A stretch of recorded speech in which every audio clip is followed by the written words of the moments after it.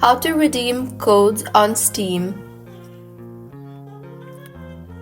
Hello everyone, I am Bishaka and welcome to our channel. I will take you through the step-by-step process on how to redeem codes on Steam.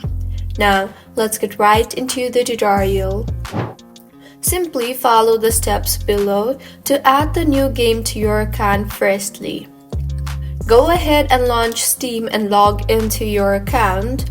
Next, go to Games, then click on Activate a product on Steam. Now tap on the Next button and further tap on the I agree button. Now enter the code you purchased and then go to your Steam game library, highlight the game and click Install. Once installed, finally, in order to activate a Steam game code, launch Steam and log into your account. Now, go to Games, then click on Redeem a Steam Wallet code.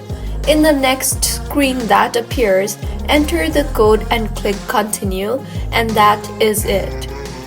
You redeemed the code and your wallet will show your new balance.